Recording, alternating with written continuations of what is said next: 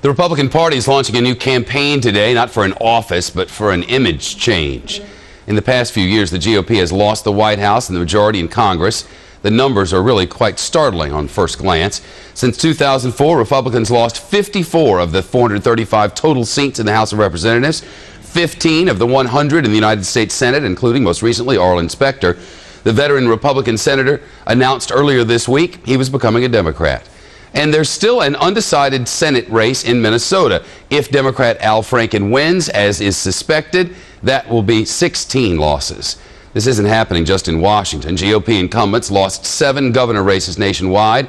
House Minority Leader John Boehner spoke about all of this today. Listen.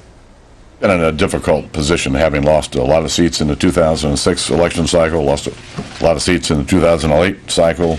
Our candidate for president didn't do nearly as well as we'd all would have liked.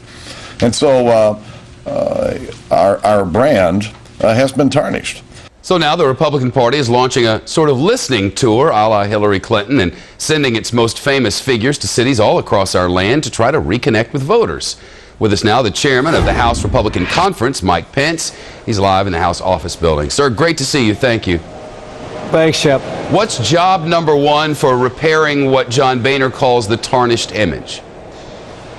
Well, look, there's no question this has been a challenging time for the GOP, but I have to tell you, I think the key for any political movement in this country, and particularly here in Washington, D.C., has been its ability to connect, and in our case, to reconnect with the values and the sentiments and the ideas of the American people. This new initiative to go out, to listen, to learn, to draw the great ideas from across this country into Washington, D.C., and into the debate over everything from energy to health care to the economy is part and parcel of what this new effort is really all about, Shep. There's a lot of people in America really feel like no one in Washington is listening to them.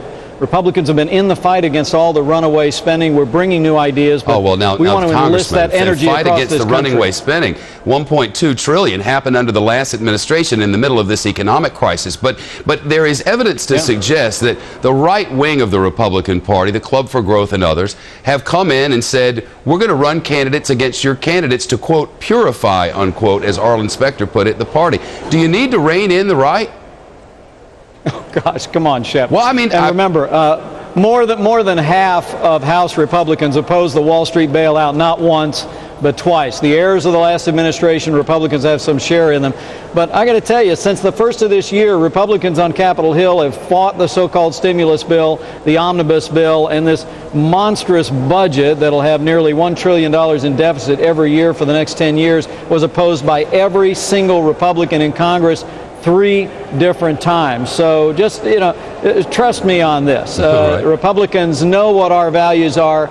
This effort to reach out across the country is to reground our party with the common sense, virtues, and wisdom of the American people, and we're very excited about it. A lot of moderates have switched over to the other side or sort of dropped out of the process, and a lot of people point to social issues, saying that the right wing, at least, of the Republican Party is out of touch with mainstream America. Do you agree, and are changes in the works?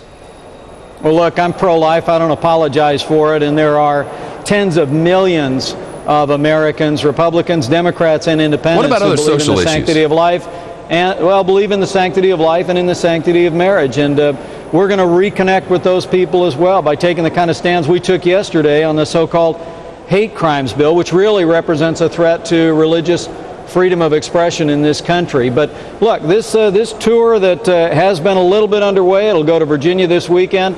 I'm going to go on tour with the Energy Working Group out to Pittsburgh and Indianapolis in California this month.